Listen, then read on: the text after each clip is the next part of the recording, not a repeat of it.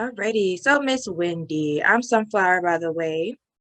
And Nice to I'm meet Elizabeth you. here with Magazine.digital. Yes, ma'am. So, our first question is I'm new to crypto, 9 weeks in, and everything is falling. Protocols are still going under. Exchanges seem to be rug pulling their users. I'm terrified. What can you say as a new person to navigate this fear? And do you think crypto will go under? Excuse me. So right now, well, first off, thank you ladies so much for having me. I greatly appreciate it. But one other thing I want to say is have no fear. Their markets are going to be okay. However, a lot of the stuff that you're describing is a real threat. It's a real issue. It's a real problem.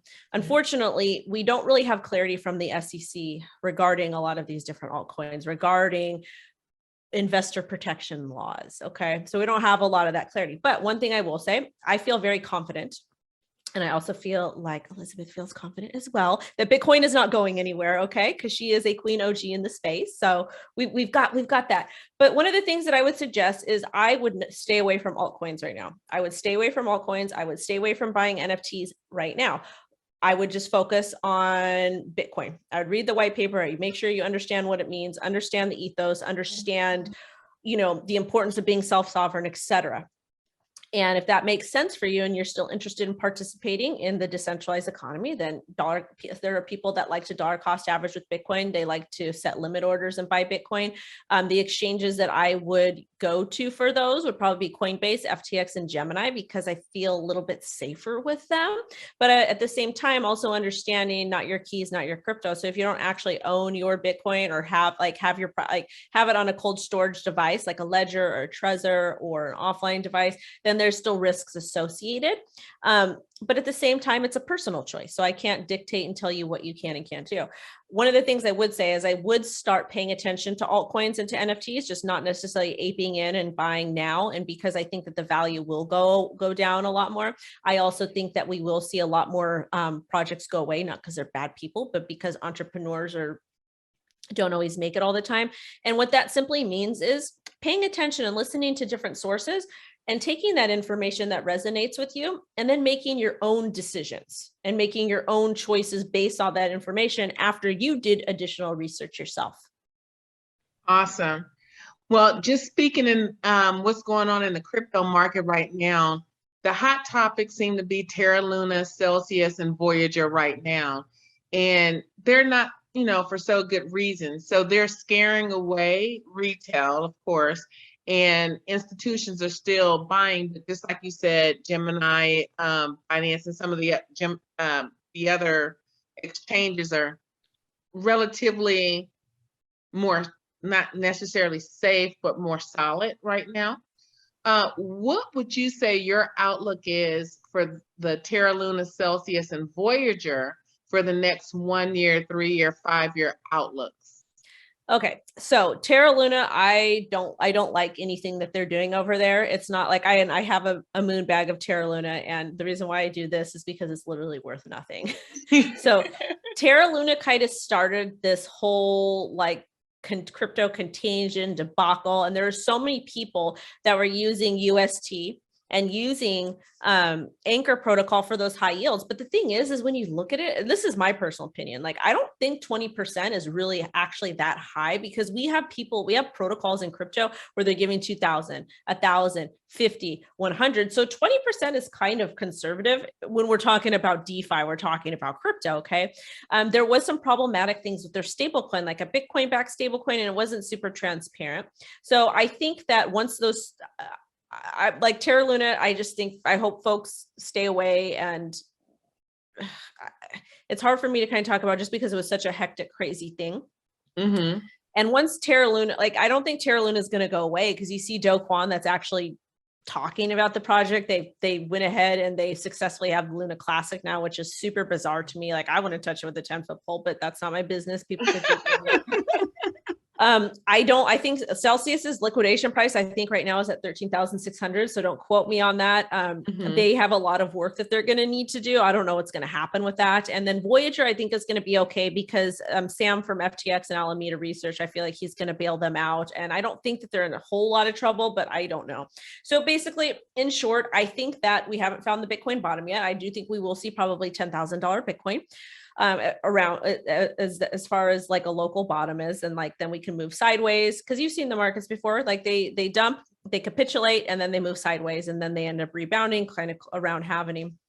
So I think once everything is said and done and we get more clarity as to what's really happening with these companies and other companies too, like BlockFi and Coinbase and all this stuff, I think that we'll see a little bit of a change in the market. But at the same time, it's kind of, it puts us in a hard place because we kind of have to use centralized exchanges. It's just kind of about mitigating and dictating which one is the safest, and then also understanding and communicating the risk. Like if you leave your coins here, somebody could take them, because I got stuff on both Celsius and Voyager, a bunch of different platforms, but I've moved most of my holdings over to like Gemini, Coinbase, and FTX US just because I think they will sustain, because they kind of have their hands in the government's pockets. I have a huge bag of ADA stuck on HIT BTC. I know how terrible that feels because yep, I have one whole Bitcoin, one Ethereum, and 1 million ADA on that platform. And they won't they won't give it back to you? Americans from the US are not allowed on there, and I just didn't think about that site anymore. And then when I tried to log in, when you did KYC, that's when I found out not allowed. So we'll figure it out. I'll travel to wherever and recover it later. I was gonna say, apply for a dual citizenship. I wonder if that could actually be a thing. It might be a thing. At this point, like, I feel like it's ridiculous. I feel like they should, like, I feel like the exchanges should be like, you know what, we know you're not a US citizen, just KYC with us anyways. We'll give you your stuff back. Just don't come back to the platform. I feel like that's a fair thing to do.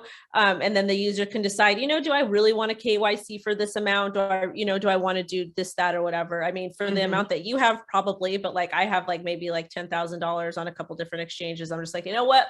I'm not going to give you my information. When I bought ADA, it was 0.0078. Oh, wow. So I'm like, I know I didn't spend a lot, but still though. I know. I'm gonna get it later. Hopefully, maybe you have a friend that lives out of country that can do that for you. Well, I'm looking into it. I mean, allegedly, I might be moving to Italy one day. So if that's where it is, allegedly, she likes pasta, you guys. I love pasta. What? If I have a pasta press myself, girl, pasta every day. That's why she's going to Italy. Okay. So we had mentioned that there's not a lot of women in crypto. And as we said, we saw you at Consensus. And I don't want to say that we were probably like a handful of the women who were there being represented, but from what I saw, I do feel like we were only there by the handfuls, if not two handfuls. So since we both, well, all three of us know that it's not a lot of women in crypto, and they weren't nearly as present as they were now back in 2015, 2016, and 2017, how do you see the crypto industry evolving for women? And where do you believe that the female presence will be, I guess, steered toward as we grow in the future?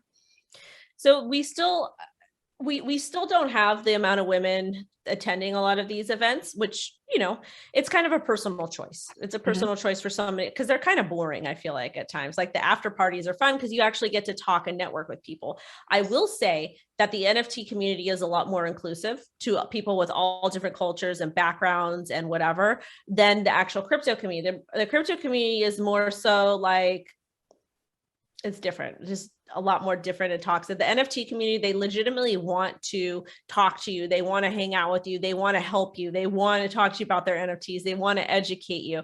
So I feel like it's a lot more welcoming and opening in that particular space. And plus too, let's face it, if you look at a chart to trade a coin, it's kind of intimidating looking. You're like, what is this? But if you look at like, I feel like trading NFTs is kind of like buying and selling on eBay. Cause I used to be eBay seller, like when I was paying for community college. So I feel like the NFT market is a little bit less intimidating.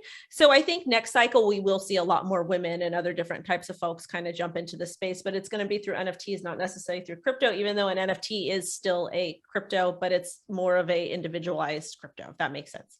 Yeah, no, it definitely makes sense because that was Consensus was my first conference period, and then my first time at a crypto conference. So I totally get what you're talking about, how the conversations were totally different, and you had to find like I guess you could say like your niche of people who were willing to actually be passionate about what they were talking about. Like I talked to a software engineer, can't remember what company he was with, but just happened to run into him, just on some general stuff, and to find somebody who is vastly different than me, but still be like really open to talk about something that not a lot of people like. Engineering is kind of hard to talk to. Like it's not one of those subjects where you could be like, hey, yeah, da, da, da, da. Like crypto is the same way. So me being new in that whole environment, I was like, oh, okay.